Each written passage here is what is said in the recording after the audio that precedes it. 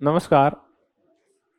हम अब भारतीय राजनीतिक विचारकों में एक विचार की चर्चा करेंगे, कबीर की। तो जो असिस्टेंट प्रोफेसर वाले हैं वो देख लें कि आपके कबीर हैं क्या। नहीं है तो आप जाओ, और समझ रहे हैं तो बैठे रहो, क्योंकि ये नेट जेआरएफ में तो है। तो हम किसकी चर्चा करेंगे? कबीर की चर्चा करेंगे।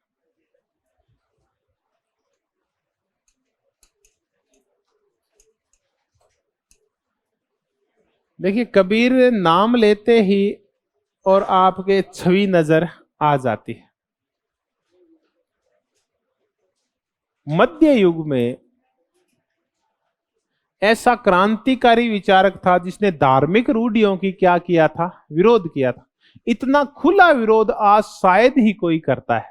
आज भी समाज जब इतना खुला हो गया है, जब लोकतंत्र आ गया है, तो आज आप बोल के देखो सामाजिक रूढ़ियों के खिलाफ सीधी क्या मारते हैं।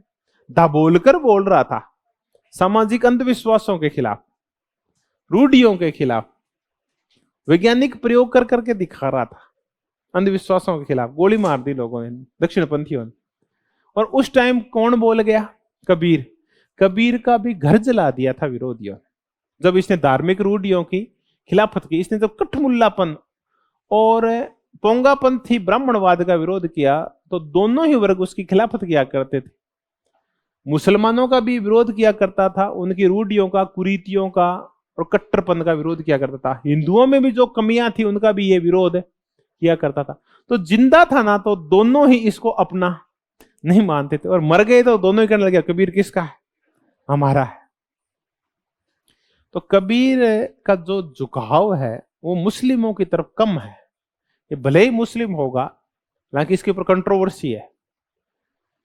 ये भक्तिकालीन संत है एक, ठीक है, जो परिवार भी रखता था मूलते ये जुलाह, भीख नहीं मांगता था, फ्री में नहीं खाता था, बल्कि कपड़े बुनता था। अधिकांश जीवन इसने गरीबी में बिता दिया था। लेकिन तात्कालिक रूप से बड़ा ये क्रांतिकारी विचारक था, जिसने सामाजिक रूढ़ियों के खिलाफ, अंधविश्वासों के खिलाफ, सामाजिक जो गलत परंपराएं थी उनके खिलाफ खुले आम उनका विरोध किया था। तो हम इसको ना क्रांतिकारी संत भी कहते हैं। जातीय ऊंच नीच, रूढ़िवादिता, ऐसी कुछ विरोध के कारण अंबेडकर जी कहते हैं कि 3 लोग मेरे प्रेरक हैं, जो सामाजिक समता की चर्चा करते हैं और सामाजिक समता स्थापना के लिए प्रयास करते हैं। ऐसे व्यक्तियों में अम्बेडकर जी कहते हैं प्रथम व्यक्ति था वो था बुद्ध, महात्मा बुद्ध, जिसने तार्किक रूप से समझाया हमें और एक समान समाज की, एक अश्रेणीबद्ध समाज की चर्चा की, छुआछूत का विरोध किया, ब्राह्मणवाद का विरोध किया, ये जातीय वर्चस्व का विरोध किया। वो पहला व्यक्ति था बुद्ध। कहते हैं अम्बेडकर जी ऐसा दूसरा व्यक्ति था वो था कबीर, और तीसरे ऐसा व्यक्ति है ज्योतिराव फुल्ले। तो अंबेडकर के ऊपर बहुत ज्यादा प्रभाव था किसका? कबीर का। कबीर के जो गुरु थे ना, वो भी भक्ति काल के बहुत बड़े संत थे, रामानंद। लेकिन वो सगुण भक्ति किया करते थे। सगुण होते हैं जो गुणों के साथ पूजा करते हैं, मूर्ति पूजा करते हैं, चित्रों की पूजा करते हैं। दूसरे होते हैं निर्गुण, जो ईश्वर को अनाम मानते हैं, अमूर्त मानते हैं, ठीक है। वो किसी एक मूर्ति की, चित्र की पूजा नहीं करते, वो निर्गुण भक्ति वाले होते हैं। तो कबीर मूलतः कौन से भक्त हैं? निर्गुण भक्त है, जो माला नहीं फेरते या जो तस्वीरों की पूजा नहीं करते, मूर्ति पूजा नहीं करते, ऐसे हैं कबीर। तो हम इनको आमतौर पे क्या बोलते हैं? संत कबीर। लेकिन ये बहुत बड़े क्रांतिकारी समाज सुधारक भी थे, बहुत बड़े दार्शनिक थे, फिलोसोफर थे। क्योंकि कबीर और ये तो हमें पढ़ाए नहीं जाते, क्योंकि पढ़ाए बहुत कम, इसलिए, हालांकि पढ़ते हैं, हम हिंदी पढ़ते हैं, वो लिटरेचर तो पढ़ते ही हैं, ठीक है, लेकिन समझाए नहीं जाते। सामाजिक जब कुरीतियों की, रूढ़ियों की बात होती है, तो अंबेडकर जी तो फिर भी हम थोड़ा बहुत पढ़ लेते हैं। किसके बारे में नहीं पढ़ते? कबीर के बारे में हम बहुत ही कम पढ़ते हैं। क्योंकि जो पढ़ाने वाले लोग हैं ना, वो चाहते नहीं है कि लोकाय के बारे में पढ़ जाए कबीर में। वरना जो पढ़ाने वाले मुख्य जाति है ना, उसके धंधे क्या हो जाते हैं? चौपट हो जाते हैं। लोग तर्क करना सीख जाते हैं, कबीर के समर्थक हो जाते हैं। तो ऐसे लोगों को क्या किया जाता है? थोड़ा सा पीछे किया जाता है, कबीर जैसे लोगों को। कबीर, कबीर देखो, इसमें सिंपल क्वेश्चन आते हैं, इसकी भाषा याद रखना। मुझे नहीं पता ये कौन सी होती है, हालांकि जो कबीर के आपने ये सुने होंगे, बीजक सुने होंगे, अपने ना मंदिरों में इनकी वो बस्ती रहती है, वो आरतियां सी बस्ती रहती है मंदिरों में। आपने बार बार सुना होगा, बहुत ही अच्छी अच्छी भाषा में गाए जाते हैं इसके दोहे जो है। लेकिन इसकी जो मुख्यतः इसकी जो संकलित है, इसके जो कही गई बातें वो बीजक में है। तो इनसे संबंधित जो साहित्य है वो क्या कहलाता है? बीजक कहलाता है। बीजक के भी भाग कितने हैं? 3 भाग है। इसमें एक तो है साखी, एक है शब्द, और तीसरे हैं एक और है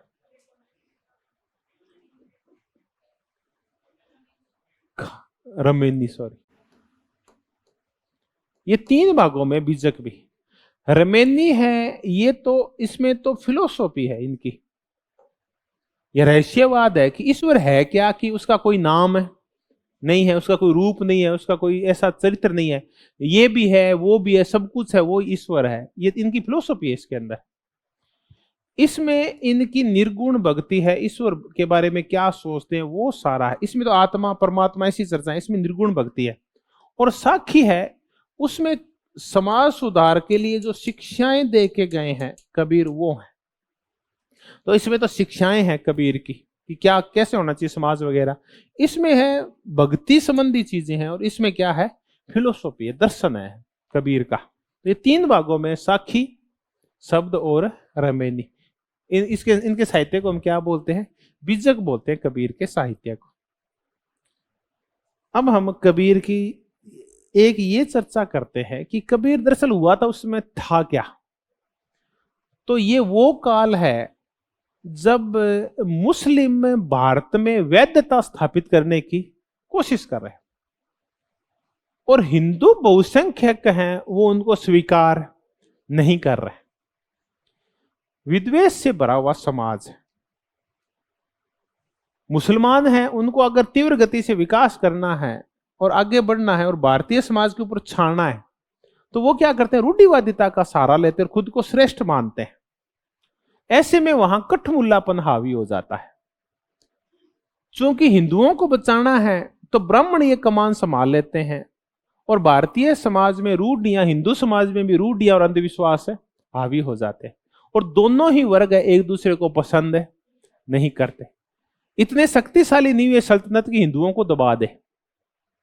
हिंदुओं को भी समझ में आने लगे कि हमें दबाया जा रहा है। तो दोनों के मध्य विद्वेष का वातावरण है, और ऐसे विश्व भर ऐसे वातावरण में हमें पता है कि जब 2 वर्ग एक दूसरे का विरोध करते हैं ना, तो ऐसे में क्या होता है? धार्मिक रूढ़ियां और परंपराएं बहुत ज्यादा हावी हो जाती है।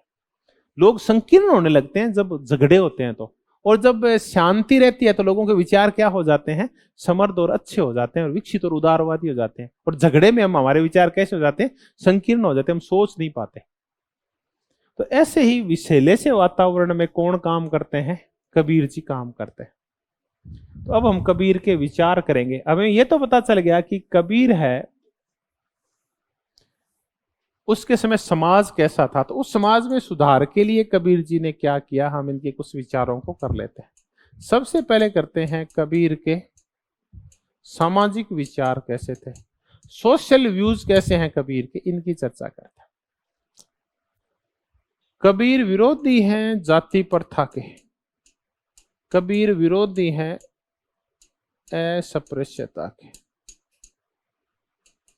कबीर समर्थक हैं सामाजिक समता के।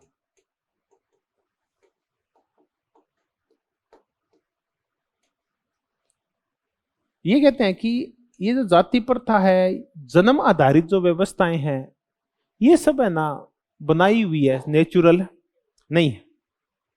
अगर जन्म से ही सारी चीजें निर्धारित होती ना, तो ब्राह्मणों को वेद पढ़ने की जरूरत नहीं होती, क्योंकि चीजें कहां से डिसाइड हो रही है? जन्म से ही। तो ब्राह्मण पेट से बाहर आते ही क्या शुरू कर देता? रोना शुरू नहीं करता, बल्कि वेदों की ऋचाएं पढ़ने शुरू कर देता। अगर चीजें कहां से निर्धारित होती? जन्म से निर्धारित होती। तो इसका तात्पर्य है कि ब्राह्मण होते नहीं है, बल्कि ब्राह्मण बनते हैं अपने सामर्थ्य से, अपने बुद्धि बल से। तो जन्म नहीं, बल्कि सारी चीजें हैं वो किस पे आधारित होनी चाहिए? कर्म पे। ये कहते हैं जन्म से कोई चीजें डिसाइड थोड़ी होती है, तो कर्म से होती है। और उन्होंने सामाजिक अस्पृश्यता, छुआछूत, ऊंच नीच, श्रेणीबद्धता, हायरार्की जो कुछ पनपी हुई थी उसका विरोध किया और काय का समर्थन किया? सामाजिक समता का समर्थन किया। बिल्कुल बुद्ध की तरह थे। वो कहते हैं कि जो श्रेष्ठता का निर्धारण होता है ना, वो हम लोग कैसे करते हैं? जन्म से करते हैं। जबकि श्रेष्ठता का निर्धारण तो चरित्र और नैतिकता से होना चाहिए। आपके विचार कैसे हैं, लोगों के बारे में सोचते कैसे हैं, आपका चरित्र कैसा है, नैतिक भाव है या नहीं है, जन भलाई करते हैं नहीं करते, इनसे आपका हायरार्की डिसाइड होनी चाहिए। अगर आप सद्गुणी हैं तो क्या फर्क पड़ता है आपने कहां जन्म लिया है? तो सद्गुण ज्यादा जरूरी होते हैं बजाय जन्म लेने के।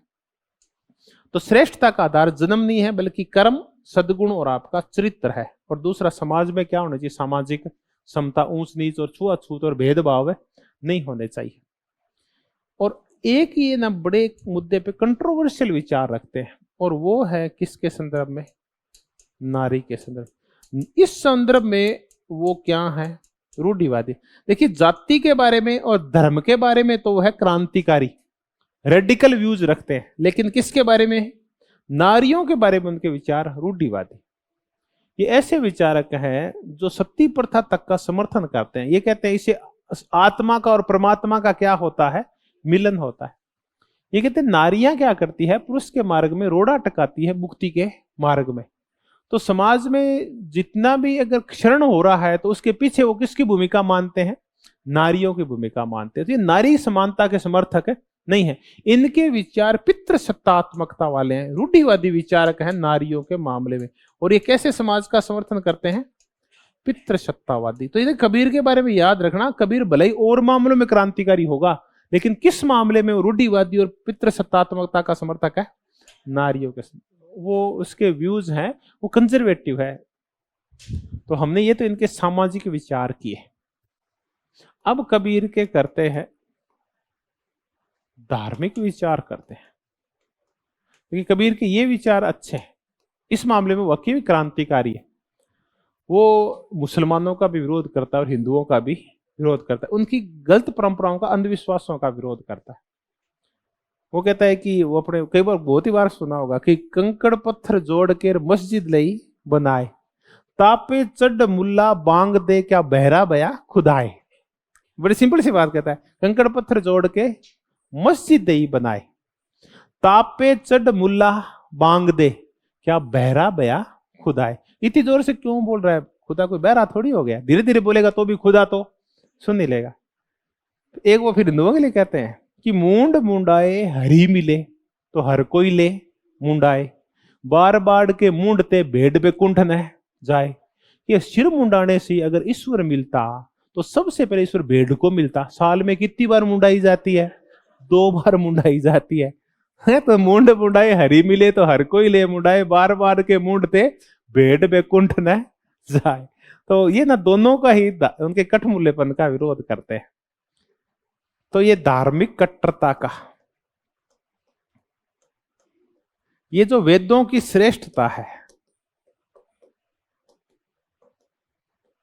इनका, ये वेदों की कौन सी सत्ता का, कि इनका कौन सा आरोपण हुआ है, वेद कौन लिखे गए हैं? देवता। इसका भी विरोध करते हैं। भारतीय षड दर्शन का भी विरोध करते हैं। भारतीय षड दर्शन का, हिंदू षड दर्शन जिसको हम कहते हैं, 6 दर्शन है भारतीयों के, जिनकी हम आपको याद नहीं करने बिल्कुल, हम ऐसी चर्चाएं कर रहे हैं। योग है, वैशेषिक है, मीमांसा है, ये सारे है ना, और कौन से है? वेदांत है ना। ये ऐसे कितने दर्शन है भारतीयों के? 6 दर्शन को षड दर्शन बोलते हैं। फिलोसॉफी है 6 प्रकार की, योग, वैशेषिक, मीमांसा, वेदांत, ये सारी, इनका भी ये विरोध करते हैं। धार्मिक कर्मकांडों का विरोध करते हैं, बलि प्रथा, ये सारी जो भी चलती है इन सब का विरोध करते हैं। देखिए कितना अजीब सा समाज था हमारा, और कबीर कितना एडवांस था। ये तो भारतीय समाज इतना कट्टर था कि इसमें कोई बदलाव नहीं कर पाया कबीर। सेम उस समय जब कबीर अपने विचार व्यक्त कर रहा था, मुगलों के आने से पहले, मुगल आ रहे थे, लोधी जा रहे थे, कबीर उस टाइम हुआ था, बाबर आ ही रहा था, कोई आया था कोई 2-4-5 साल बाद। और सेम उसी टाइम यूरोप में पुनर्जागरण हो रहा था। तो भारत में भी अगर हम कहें तो पुनर्जागरण का प्रतीक कौन दिखाई देता है हमें? कबीर दिखाई देता है। ये भी अपने मार्टिन लूथर किंग से कम नहीं है। तो ये धार्मिक रूढ़ियों का, धार्मिक कट्टरता का विरोध करते हैं और समर्थन करते हैं एक ऐसे राज्य का जो कैसा होना चाहिए, धर्मनिरपेक्ष हो और धार्मिक सौहार्द और समन्वय का समर्थन करते हैं, धार्मिक सौहार्द और समन्वय का। तो खैर हमने इनके धार्मिक विचार देखे। अब ये तो सिंपल सी बातें कबीर को पढ़ते ही समझ में आ जाती है। अब हम कबीर के राजनीतिक विचार देखते हैं कि वो कैसे थे। धार्मिक विचार तो हमें पता था, बड़ा रेडिकल व्यक्ति था धर्मों के मामले में, बिल्कुल भी रूढ़ियों को पसंद नहीं करता था। अब हमारे पास कबीर के राजनीतिक विचार है।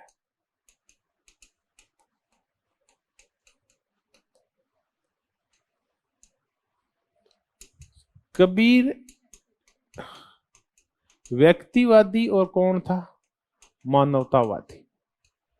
व्यक्तिवादी और मानवतावादी का तात्पर्य ये इस अनुवाद के संदर्भ में नहीं है, थोड़ा सा इसका अलग संदर्भ है।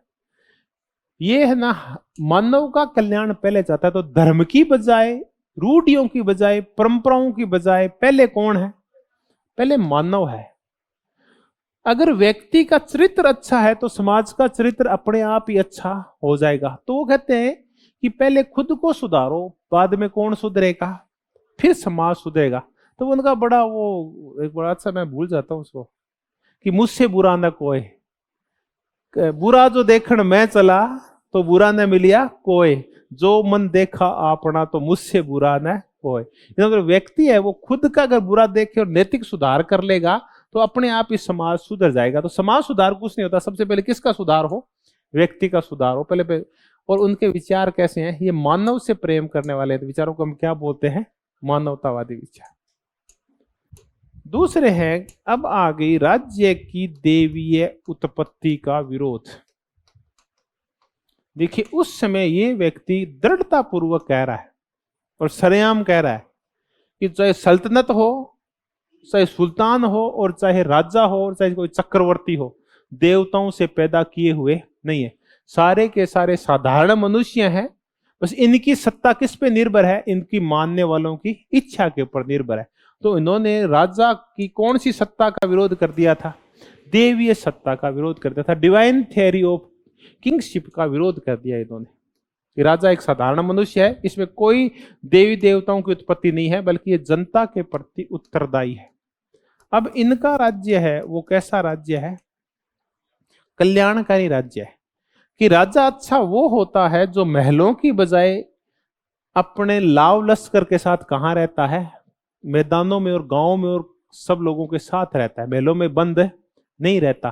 तो राज्य वो अच्छा होता है, राजा वो अच्छा होता है जो जनता का क्या करता है, कल्याण करता है। तो कल्याणकारी राज्य का समर्थन। एक और चर्चा करते हैं, वो इनकी चर्चा करते हैं निष्क्रिय प्रतिरोध।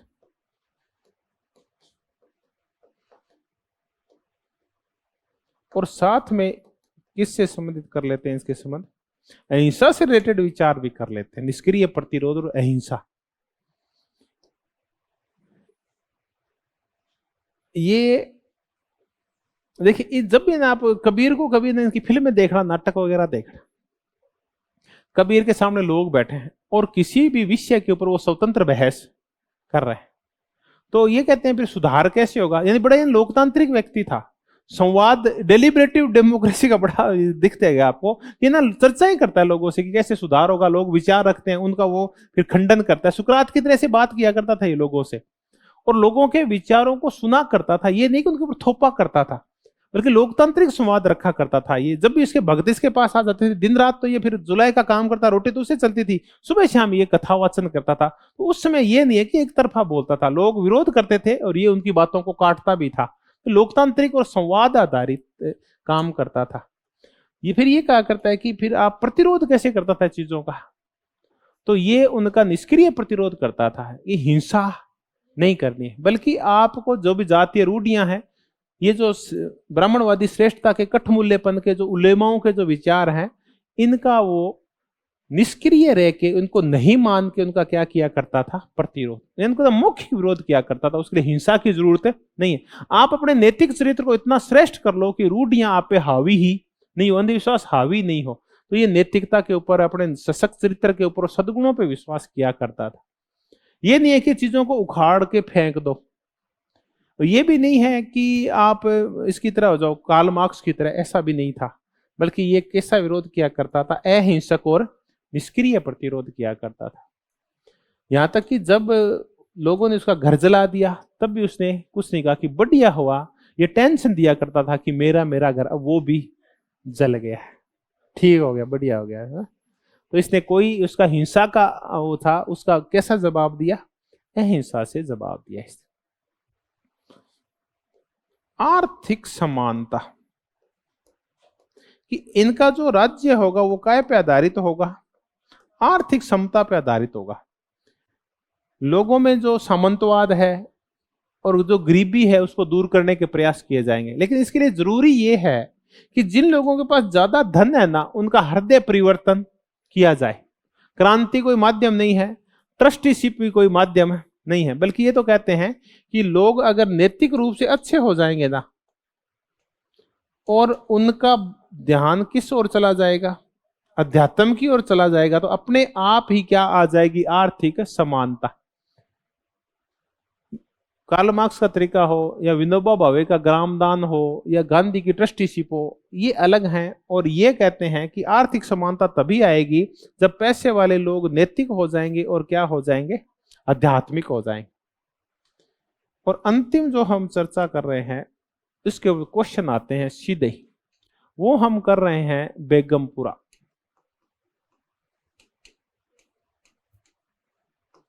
और ये कहते हैं कि इस बेगमपुरा में मैं बनाऊंगा अमर देशवा। अब ये अमर देशवा क्या है? बेगमपुरा इनका एक गांव है, काल्पनिक राज्य है, इनका यूटोपिया है, एक द्वीप है, यानी एक गांव है बनारस के पास, जिसको कैसा बनाना चाहते हैं। ये कहता है कि ये मेरा गांव होगा, अमर देशवा होगा, ये शोषण विहीन होगा, ये समता पे आधारित होगा, ये तार्किक लोगों से बना हुआ होगा, यहां सामंती शोषण नहीं होगा, यहां कोई राजतंत्रात्मक व्यवस्था नहीं होगी, लोग अपने आप इन चीजों का संचालन करेंगे। तो ऐसा राज्य विहीन, शोषण विहीन, समता आधारित तार्किक समाज है जहां सामंतवाद भी नहीं होगा। वो कौन सा है? अमर देशवा। उसको कहां बसाया जाएगा? ये बेगमपुरा में। तो गांधी का राम राज्य है, और मार्क्स का साम्यवाद है, और प्लेटो का कैलिपोलिस है। ये सब के सब इनके आइडियल स्टेट है। तो कबीर का आइडियल स्टेट है, वो क्या है? अमर देशवा। और वो कहां स्थापित होगा? बेगमपुरा में। कुल मिला के इसमें आपको मार्क्स के गुण भी दिखाई देते हैं, इसमें प्लेटो के गुण, तार्किक व्यक्ति शामिल होंगे, ये भी दिखाई देता है, और गांधी भी दिखाई देता है। अहिंसक समाज होगा, हिंसा नहीं होगी, रूढ़ियों से मुक्त लोग होंगे, समानता पे आधारित होगा, ऐसा समाज है अमर देशवा। तो आप इसको जरूर याद रखें। और एक पुस्तक लिखी हुई है सीकिंग बेगमपुरा, गैल ओवेट की। उसमें कबीर के जो बेगमपुरा था वो किस प्रकार का था, इसकी भी चर्चा है। और उसके बाद जितने भी दलित इंटेलेक्चुअल्स हुए हैं वो क्या सोचते हैं कास्ट के बारे में, कबीर क्या सोचते हैं, ज्योतिराव फुल्ले क्या सोचते हैं, अंबेडकर क्या सोचते हैं, पेरियार क्या सोचते हैं, फिर जितने भी एंटी कास्ट जो दलित इंटेलेक्चुअल हुए हैं, जो जातियों का क्या करते हैं, विरोध करते हैं, उन सब का वर्णन है। एक पुस्तक है सीकिंग बेगमपुरा। तो हम चर्चा कर लेते हैं सिक्किम, अमर देशवा और बेगमपुरा। तो उनका गांव है जहां वो एक आदर्श राज्य की स्थापना करना चाहते हैं, हाँ, बेगमपुरा में। और ये पुस्तक है सिक्किम बेगमपुरा। और ये जो पुस्तक है ये लिखी हुई है, एक महिला है गैल ओवेट। गैल ओवेट और कांसा इलैया, ये बहुत बड़े दलित चिंतक है, ये यूएस की है, लेकिन ये इसने काम किया है पुणे यूनिवर्सिटी में, सोशियोलॉजी की प्रोफेसर के पद से रिटायर आई। और ये दलित थिंकर है, बहुत बड़ी दलित थिंकर। दलित के साथ साथ आप इसको आज इसका देखना नारीवादी विचार का ही, नारियों के ऊपर, दलितों के ऊपर उसने बहुत काम किया है। वैसे है ये समाजशास्त्री, सोशियोलॉजी की है। तो इसने कबीर के ऊपर भी लिखा है, अंबेडकर के ऊपर भी लिखा है, ज्योतिराव फुले और इनके ऊपर भी लिखा है। उन दलित नेताओं के बारे में लिखा है सिक्किम बेगमपुरा में, जो काय का विरोध करते हैं, कास्ट का विरोध करते हैं। तो एंटी कास्ट के ऊपर जिन दलित विचारकों ने, दलित समाज सुधारकों ने काम किया है, वो है सिक्किम बेगमपुरा। और कौन है लिखने वाली? गैल ऑम्वेट। अब गैल ऑम्वेट की लास्ट चर्चाएं करके मुद्दे को खत्म कर देते हैं। इनकी पुस्तकें जरूर याद रखना, बहुत ही बार पूछी जाती है गैल ऑम्वेट की। अब तो नहीं पूछी जाती। क्यों नहीं पूछी जाती बताओ? क्योंकि ये इसका झुकाव थोड़ा सा किस पार्टी की ओर है? कांग्रेस की ओर है। और वर्तमान में ये पसंदीदा विचारक नहीं है। बताओ क्यों? क्योंकि दक्षिण पंथ है, वो कभी भी ऐसे विचारकों को पसंद नहीं करता जो समाज में क्या लाना चाहते हैं? समानता लाना चाहते हैं।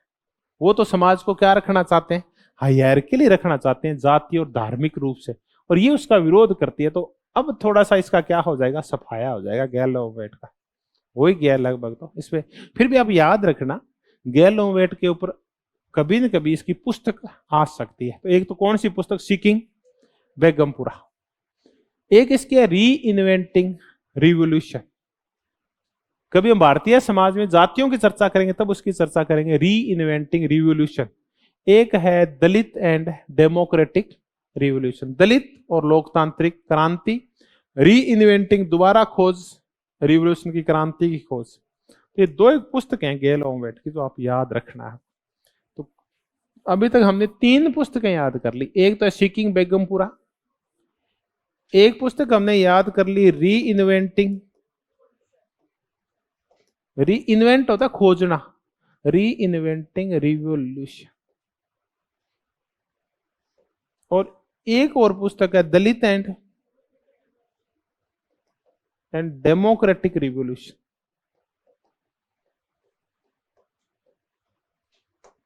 ये 3 पुस्तकें हैं इनकी। चलो, तो कुल मिला के हम अब चर्चा को समापन करते हैं रविंद्रनाथ टैगोर की ओर। वो कहते हैं ये कौन है? ये मुक्तिदाता है, भारत पथिक है, जो भारत के लोगों को क्या दिखाते हैं? नया रास्ता दिखाते हैं, एक नई सोच दिखाते हैं। ऐसा समान समाज जहां अस्पृश्यता नहीं है, श्रेणीबद्धता नहीं है, छुआछूत नहीं है, भेदभाव नहीं है, अंधविश्वास नहीं है, कठमुल्लापन नहीं है, ऐसे समाज की स्थापना करनी है। तो ये मुक्तिदाता है, ये भारत पथिक है, टैगोर कहते हैं। और ये किसके अग्रदूत हैं? समाज सुधारक में ये अग्रदूत है राजा राम मोहन राय। तो मध्यकाल में जितने भी भक्तिकालीन संत हुए उनमें सबसे ज्यादा क्रांतिकारी संत कौन है? ये कबीर है। तो आज हमने चर्चा की भगत कबीर की, सिक्किम बेगमपुरा की और अमर देशवा की। इनके हमने सामाजिक विचार हमें पता है, धार्मिक विचार पता है, थोड़ा सा कौन से विचार याद रखना? राजनीतिक विचार। राजनीतिक विचारों को मैं आप सिक्किम बेगमपुरा को याद रखना, या बेगमपुरा सीधा याद रखना। इसके आसपास क्वेश्चन आते हैं, सिंपल से क्वेश्चन आते हैं कबीर के ऊपर, बहुत ज्यादा टफ नहीं आती। या एक बीजक याद रखना, इनका जो साहित्य है वो क्या है? बीजक है। धन्यवाद, बहुत बहुत धन्यवाद।